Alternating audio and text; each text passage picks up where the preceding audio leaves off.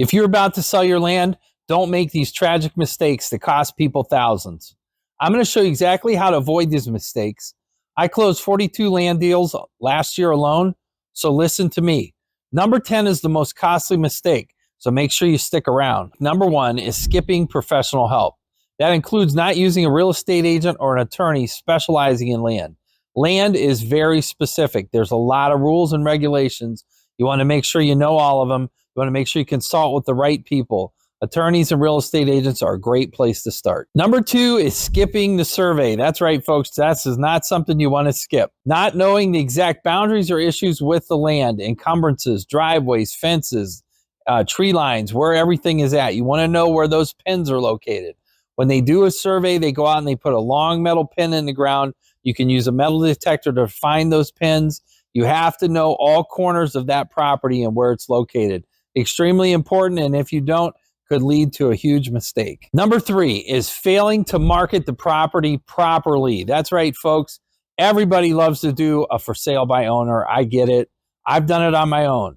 But one thing when it comes to land, if you do not know how to market it or get it in the right hands of buyers, people that are looking for it, especially cash buyers, buyers that are willing to pay more, buyers that have a specific use for your property, then you are going to miss out.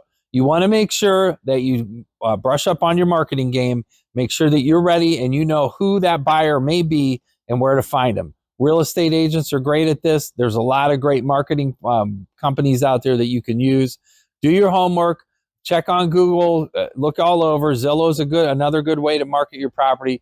Just make sure that you're doing the right amount of homework so you know who to market this property to. Don't think just sticking a sign in the yard is going to sell the property. Most of the time, it will not, and if it does, it won't be for the best price. Number 4 is judging poor timing. Poor timing is when it's not a great time to sell. Someone may have died. You may have inherited a piece of ground you didn't want. You may have inherited a house that needs a lot of work. There may not be a strong market for it at that point. This is when it's important to assess with a professional, real estate agent or someone that's well-versed in real estate, to gauge what the current market is in your area, what the piece of property you have that you are marketing, what it's going to look like to potential customers. And you may have to employ some strategies if you're in a slow market. Slow markets happen. There's nothing we can do about it. But you can offer creative financing, owner financing. There are lots of options of things you may be able to do to get a better price by offering some of these options.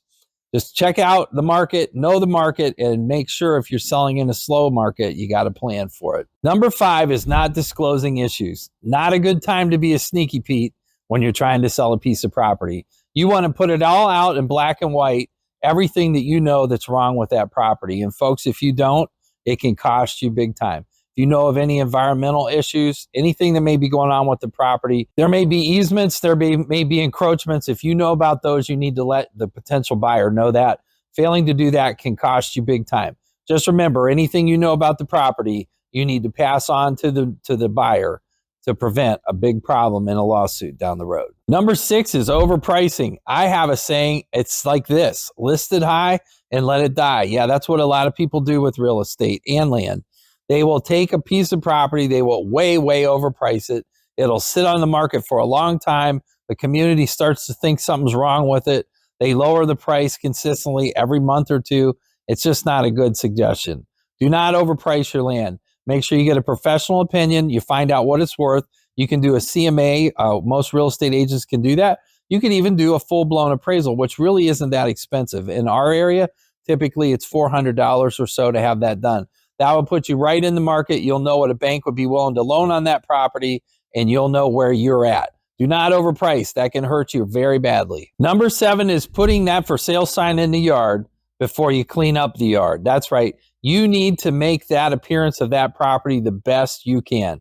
If you neglect the tree limbs, the grass, the bushes, it's going to cost you money. Make it look good before you put the sign in the yard. Take a little bit of time, hire a couple neighborhood kids, get the place cleaned up, make it look great. It's going to add tons and tons of value to what you're about to sell. Trust me, you'll get your money back and then some. Clean it up, wash the windows, and make it look great. It'll be worth every penny. Number 8, and this costs a lot of people money every year, is rushing the sale. What do I mean by that? Rushing the sale means you put a for sale sign in the yard. The neighbor walks over and says, geez, I'd really love to buy that. I'll give you 70% of what it's worth. And maybe not knowing what it's worth, you take 70% of what it's worth and you just lost. Never rush the sale. Never take the first offer. Always make a counter offer. When there's an offer, that's usually never their best offer. That's a starting point. Try to counter offer. Try to maybe even counter offer twice. Work it back and forth, but do not take the first deal that comes along. It's usually not the best. That's my advice. Number 9 is deciding if the mineral rights are going to be sold with the property or not. Mineral rights are very important.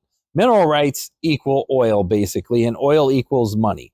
So there's an income. If you live in an area where mineral rights are important, in our area here in Ohio, they are very important, and they are something that you're going to want to clarify whether those are going to be sold with the property or not. If you're keeping them, then you want to make sure that you get those mineral rights deeded off. Work with an attorney. They know how to advise you on how to do that. Get those mineral rights separated from the physical surface property so that you can keep your mineral rights. And if you're selling the mineral rights, ask whoever you're selling. If you're working with a real estate agent or auctioneer, make sure you talk to them about whether those mineral rights should be sold with the property or separately if you decide you want to sell it. There is a real advantage to selling the property, selling the mineral rights, and then selling the property and mineral rights together. You might be surprised how much extra you get out of it. Don't dismiss the mineral rights. They're very, very important, and they can make you a lot of money. Number 10, that's underpricing the land. Selling without proper research or professional appraisal. That's right. You just say, hey, I think it's worth 50 grand. I don't know. No, we got to know what something's worth, so we got to do our homework. And knowing what that's worth always starts again with a professional typically, or at least doing some very good research. Look at what land in your area is sold for. Check out the acres and how much it's sold per acre. Find out when it sold last time and what's happened since something sold. There may have been a new company move in. There may have been a bunch of new houses available. Typically, in most places, land is hard to find, okay? People are willing to pay up for land because they can do on that what they want to do. As they say, they're not making any more land. That's a true statement, and you want to get paid for your land when you sell it. Make sure you get some great advice. It's worth your time, and it'll make you a lot more money than just winging it on your own. I'm Todd Bosley, and I'd like to thank you for watching.